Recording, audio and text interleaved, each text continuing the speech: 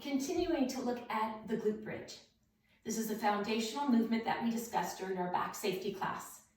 It works the whole posterior chain. It's excellent exercise with low load to the spinal column when you just have the basic bridge. Now, when we look at the basic bridge, there's so many ways to have progressions and different options to make it a little more exciting. So in this video, we're going to have a bunch of options without any equipment. So if you don't have any equipment at home, or if you're on vacation or somewhere and you still want to get that glute bridge in, these are a bunch of options. So again, we're going to have it set up that our feet are your feet are facing straight ahead, hip width apart. Drive those hips up, tuck the tailbone, weights on the shoulders off your head and neck. We already talked about the good position for that glute bridge.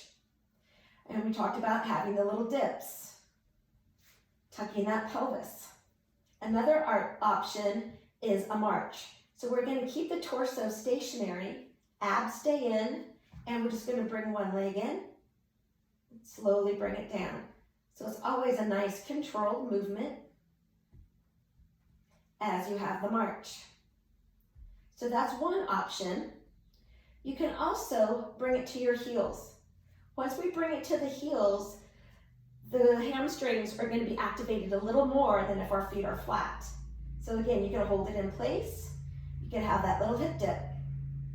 Still tucking the pelvis, tightening the glutes on the way up. So heels, and then, yep, you got it. You could be on your toes. If you're on your toes, it's going to activate the quads just a little more than if your feet are flat. Still tucking the pelvis, tightening the glutes on the way up. Now another option of feet placement, you can have little froggy legs. So your feet are together, soles of your shoes are together, or your feet. And again, you're going to tuck the pelvis, tighten the glutes, abs are in. You can hold it in place or add that dip.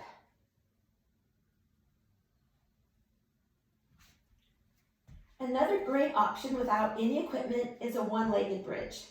So on that one-legged bridge, you could have the knee tucked in, you could have that leg extended straight up, or you could cross it over. Watch the position of your hips here. A lot of times as we cross it over, we tend to tilt. So I always prefer having either the knee in or the leg up, keeping those hips in line, and that way you can add that one-legged dip.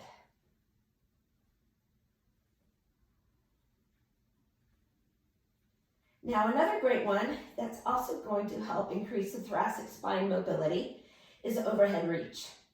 So we start in that good bridge position. You can have your hands down, or you could be on your elbows, which will give you just a little bit more mobility, and you're just going to reach. Little pause, come back to where you started, overhead reach.